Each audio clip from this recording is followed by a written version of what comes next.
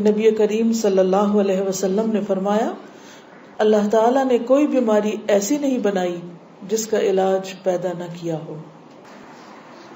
کچھ چیزوں میں یقینی شفا ہے، جن میں نمبر 1 شہد ہے، ہنی۔ ابو سعید رضی اللہ عنہ سے روایت ہے کہ ایک آدمی نبی صلی اللہ علیہ وسلم کی خدمت میں حاضر ہوئے اور عرض کیا کہ میرا بھائی پیٹ کی تکلیف میں مبتلا ہے۔ آپ نے فرمایا اسے شہد پلاؤ۔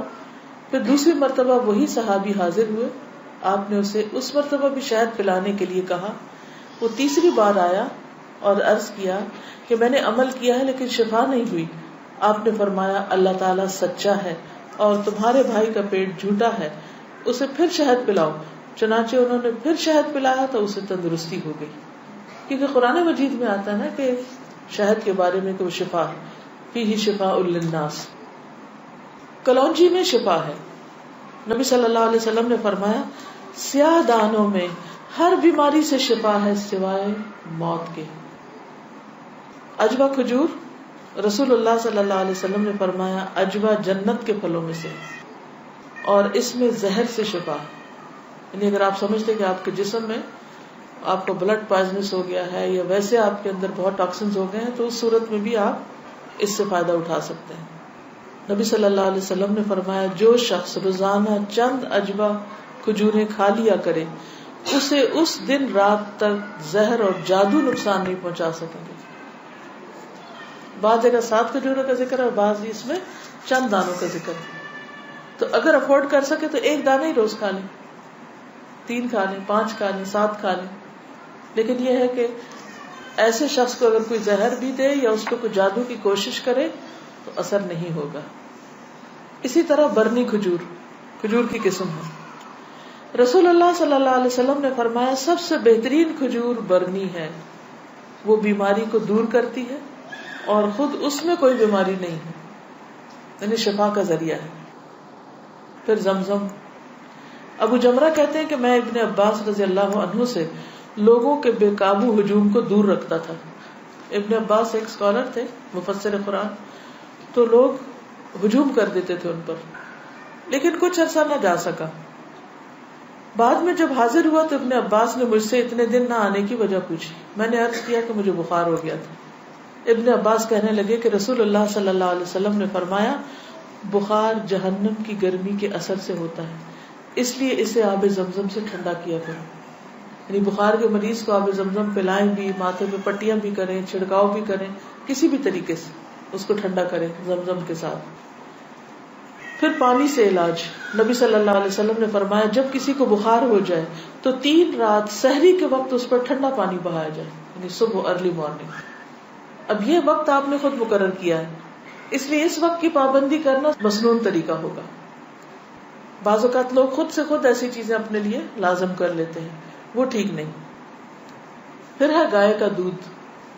عبداللہ سے روایت ہے کہ رسول اللہ صلی اللہ علیہ وسلم نے فرمایا اللہ تعالیٰ نے بڑھاپے کے علاوہ ہر بیماری کا علاج نازل کیا ہے۔ گائے کا دودھ لازمی طور پر استعمال کیا کرو کیونکہ یہ ہر قسم کا درخت چرتی ہے، یعنی جو جانور مختلف درخت چرتے ہیں پھر ان کے دودھ کے اندر اس کا اثر آ جاتا ہے، یعنی وہ ایک طرح سے ان کے دودھ میں بہت ساری میڈیسنز خود بخود شامل ہو جاتی ہیں۔ حجامہ کے ذریعے علاج۔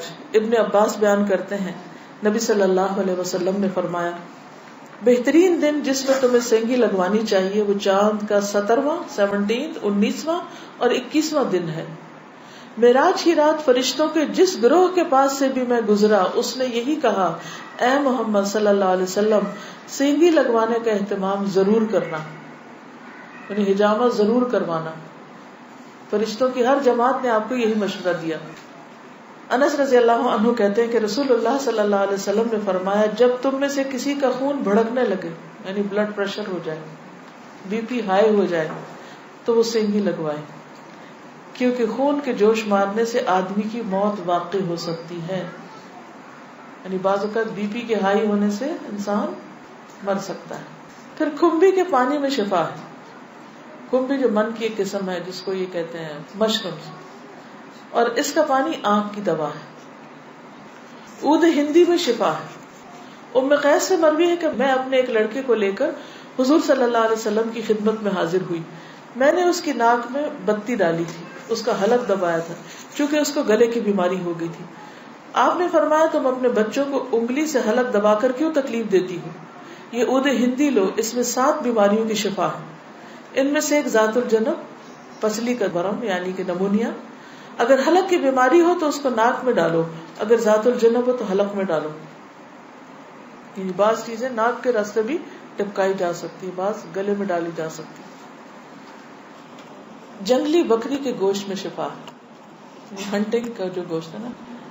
انس بن مالک سے روایت ہے کہ رسول اللہ صلی اللہ علیہ وسلم نے فرمایا ارق النساء سے شفا حاصل کرنے کے لیے جنگلی بکری کے ران کے اوپر والے کمر سے متصل حصے کو پگھلایا جائے، پھر اسے 3 حصوں میں تقسیم کیا جائے اور مریض نہار منہ 3 دن یعنی ہر روز ایک حصہ پیے. یعنی اس کو سوپ بنایا جائے، پگھلایا جیسے مراد یہ کہ اس کو بالکل اس کو ملیدہ بنا لیا جائے. کون سے حصے کو؟ ران کے اوپر کے حصے کو. تلبینہ، عائشہ رضی اللہ تعالی عنہا بیمار کے لیے اور میت کے سوگواروں کے لیے تلبینہ پکانے کا حکم دیتی تھی اور فرماتی تھی کہ میں نے رسول اللہ صلی اللہ علیہ وسلم سے سنا ہے کہ تلبینہ مریض کے دل کو سکون پہنچاتا ہے اور غم کو دور کرتا ہے. مہندی، سلمہ ام رافع جو رسول اللہ صلی اللہ علیہ وسلم کی آزاد کردہ باندی ہیں فرماتی ہیں کہ نبی صلی اللہ علیہ وسلم کو زخم ہوتا یا کانٹا چبھتا تو آپ اس جگہ مہندی لگاتے. اور آخری بات یہ کہ پرہیز علاج سے بہتر ہے. ام المنذر بنت قیس انصاریہ کہتی ہیں کہ رسول اللہ صلی اللہ علیہ وسلم میرے پاس آئے، آپ کے ساتھ علی رضی اللہ عنہ بھی تھے جو ابھی ابھی بیماری سے صحت یاب ہوئے تھے. کچھ نیم پختہ کھجوریں جو پک گئی تھی لٹکی ہوئی تھی. رسول اللہ صلی اللہ علیہ وسلم نے ان کو کھانا شروع کر دیا اور علی بھی کھانے کے لیے کھڑے ہوئے، لیکن رسول اللہ صلی اللہ علیہ وسلم نے یہ کہہ کر منع فرمانا شروع کر دیا کہ رک جاؤ کیونکہ ابھی تک بیماری کی کمزوری باقی ہے. سو وہ رک گئے. میں نے جو اور چکندر کا ایک کھانا تیار کیا اور آپ کے پاس لے کر آئی. رسول اللہ صلی اللہ علیہ وسلم نے فرمایا علی یہ کھاؤ، یہ تمہارے لیے زیادہ مفید ہے. یعنی بیمار کو کچھ چیزیں کھانی چاہیے اور کچھ نہیں کھانی چاہیے. تو اس لیے حکم کیا ہے کہ علاج کرتے رہو. اللہ نے کوئی بیماری ایسی نہیں رکھی جس کا علاج نہ رکھا ہو سوائے موت اور بڑھاپے کے. اسی طرح معالج کو دکھانا چاہیے. جابر بن عبداللہ سے روایت ہے کہ رسول اللہ صلی اللہ علیہ وسلم ایک بیمار کی تیمارداری کے لیے تشریف لے گئے اور فرمایا تم لوگ اس کے لیے کوئی طبیب کیوں نہیں بلاتے؟ انہوں نے کہا اللہ کے رسول صلی اللہ علیہ وسلم آپ بھی ہم کو ہی حکم دیں گے، یعنی آپ بھی کہتے ہیں کہ ہم طبیب کو بلائیں. آپ نے فرمایا اللہ تعالیٰ نے جو بیماری اتاری ہے اس کی دوا بھی نازل کی. تو طبیب یا معالج کو دکھانے کا حکم کیوں ہے؟ اس لیے کہ وہ صاحب علم ہے، صاحب تجربہ ہے، اس کے پاس ایکسپیرینس ہے. تو جب انسان کو کسی بھی چیز کے بارے میں علم نہ ہو تو حکم کیا ہے قرآن کا؟ فَاسْأَلُوا أَهْلَ الذِّكْرِ إِن كُنتُمْ لَا تَعْلَمُونَ. جاننے والوں سے پوچھو اگر تم نہیں جانتے، چاہے کوئی دنیاوی مسئلہ ہو یا کوئی دینی مسئلہ ہو. پہلا کیا ہے؟ توکل، اللہ پہ بھروسہ کہ شفا مجھے دے گا تو وہی دے گا. اور جو بھی کچھ کرے اس میں یہ نہ سمجھے کہ اس چیز کے اندر کوئی چیز ہے، وہ اللہ ہی نے ڈالی اس وقت. دوسری چیز ہے دعا کرنا، دعاؤں سے علاج. تیسری چیز صدقہ کرنا. کوئی بیماری آئے تو صدقہ کیا جائے. ہمارے عام طور پر کالے بکرے کا صدقہ کیا جاتا ہے، تو اس کے لیے ضروری نہیں آپ چاہے بکرے کا کریں، چاہے مرغی کا کریں، چاہے کسی چڑیا کا کریں، چاہے کوئی بھی صدقہ کریں، چاہے کھانے کی چیز کا کریں یا کوئی کپڑے کا یا کسی بھی شکل میں. حضرت حسن بصری سے روایت ہے کہ رسول اللہ صلی اللہ علیہ وسلم نے فرمایا داؤ مرضاکم بالصدقہ، اپنے مریضوں کا علاج صدقہ کے ذریعے کیا کرو.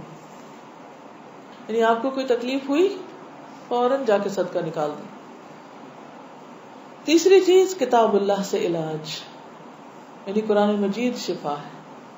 اور یہ کہاں سے پتہ چلتا ہے؟ خود قرآن مجید سے ہی پتہ چلتا ہے. وَنُنَزِّلُ مِنَ الْقُرْآنِ مَا هُوَ شِفَاءٌ وَرَحْمَةٌ لِّلْمُؤْمِنِينَ وَلَا يَزِيدُ الظَّالِمِينَ إِلَّا خَسَارًا. اور ہم قرآن میں جو کچھ نازل کرتے ہیں وہ مومنوں کے لیے تو شفا ہے اور رحمت ہے، مگر ظالموں کے خسارے میں ہی اضافہ کرتا ہے. تو قرآن مجید میں جو کچھ ہے وہ سارے کا سارا شفا ہے. لیکن یہ جو کسی پہ خود سے پابندی خود ساختہ لگا دینی ہے نا کہ 300 بار پڑھو یا 1000 بار پڑھو یا رات کے وقت پڑھو یا صبح کے وقت پڑھو یا عشاء کے بعد پڑھو، وہ بعض اوقات لوگوں کو بلا وجہ کی مشقت میں مبتلا کرنا ہوتا ہے. اور نبی صلی اللہ علیہ وسلم کی سنت سے اس کا کوئی ثبوت نہیں کہ آپ نے صحابہ کو کوئی خاص نمبر بتایا ہو اور یہ کہا ہو کہ یہ اس وقت میں بیٹھ کے پڑھو یا اندھیرا کر کے پڑھو یا پانی کے کنارے پہ جا کے بیٹھ کے پڑھو. یہ پھر خود ساختہ پابندیاں ہو جاتی اور لوگ بھی ڈرنے لگتے ہیں کہ اگر یہ 41 دن نہ پڑی یہ چیز تو کام نہیں ہونے کا. نہیں، اللہ تعالیٰ تو ایک دفعہ سے بھی سنتے ہیں. لا الہ الا انت سبحانک انی کنت من الظالمین. اصل چیز ہے کہ اخلاص اور شوق کے ساتھ انسان پڑھے. صرف اس کو ایک رٹو طوطے کی طرح رٹتے رہتے ہیں، پڑھتے رہتے ہیں، نہ کوئی یقین ہوتا ہے، نہ کوئی روح ہوتی ہے اور نہ ہی کوئی سمجھ ہوتی ہے کہ کیا پڑھ رہے ہیں. یہ ٹھیک نہیں. اسی طرح غیر شرعی علاج سے بھی پرہیز کرنا چاہیے. قیس بن سکن اسدی کہتے ہیں کہ عبداللہ بن مسعود نے اپنی بیوی کو دیکھا کہ اس نے خسرے کی بیماری کی وجہ سے تعویذ پہنا ہوا تھا. خسرہ کی بیماری معلوم ہے، سارے جسم کے اوپر وہ دانے آ جاتے ہیں. آپ نے اسے سختی سے کاٹا اور کہا کہ عبداللہ کی آل شرک سے بیزار ہے. ہم نے رسول اللہ صلی اللہ علیہ وسلم سے یہ بات بھی یاد کی ہے کہ بلا شبہ جھاڑ پھونک، تعویذ اور محبت کا جادو شرک ہے. یعنی کسی کو مسخر کرنے کے لیے جادو کرنا، کوئی ایسے ٹوٹکے کرنا، وہ بھی شرک میں آتا ہے. یعنی بعض خواتین ہوتی ہیں نا، وہ اپنے شوہر کا دل جیتنے کے لیے بابوں کے پاس چلی جاتی ہیں، وہاں سے کچھ عملیات کرواتی ہیں، تو یہ شرک میں آ جاتا ہے. اسی طرح کوئی چیز باندھ کے اسے گلے میں لٹکا لینا، یہ بھی درست نہیں. اس کو پڑھنا چاہیے. اور شرک یا دم جو ہے یہ سب کچھ پھر شرک میں شامل ہو جاتا ہے. اسی طرح حرام ادویات بھی منع ہے. نبی صلی اللہ علیہ وسلم نے حرام ادویات کے استعمال سے منع فرمایا ہے. ابو ہریرہ سے روایت ہے، سنن نبی داؤد. آپ نے فرمایا جس نے حرام چیز کے ساتھ علاج کیا اللہ تعالیٰ اس کے لیے اس میں شفا نہیں رکھے گا. یعنی حرام شفا نہیں دیتا، وہ مزید کسی بیماری کو بڑھانے کا ذریعہ بن جاتا ہے. آج کل آپ دیکھیں کہ کتنا زیادہ سائیڈ ایفیکٹس کے بارے میں آپ سنتے ہیں. تو بعض اوقات ایسی دوائیاں جو ایک مرض کو بظاہر کیور کرتی ہیں، وہ اپنے ٹاکسنز اور جگہوں پر اتنے زیادہ پیدا کر دیتی ہیں کہ جس سے ایک مرض جاتا ہے تو ایک اور نکل آتا ہے، وہ مکمل شفا نہیں ہوتی. الکوہل سے علاج کرنا منع ہے. بعض لوگ کھانسی وانسی میں وہ دیتے ہیں نا برانڈی اور کہتے ہیں بس ایک چمچہ بچے کو پلا دو تو ٹھیک ہو جائے گا. چاہے اس سے وہ ٹھیک ہو بظاہر، لیکن وہ مزید مرض پیدا کرنے والی ہے، وہ شفا کا ذریعہ نہیں بلکہ بیماری ہے. نبی صلی اللہ علیہ وسلم نے جو فرمایا کہ 3 چیزوں میں شفا ہے، اس میں ایک شربت اصل، شہد پینا، اور دوسرا شرطت محجم، یعنی اس کے کٹ میں وہ جو حجامہ والا کٹ لگاتا ہے، اور تیسرا داغنا. تو میں تمہیں داغنے سے منع کرتا ہوں. 2 طریقے ٹھیک ہے، شربت اصل ٹھیک ہے، شرطت محجم ٹھیک ہے، لیکن داغنا ٹھیک نہیں.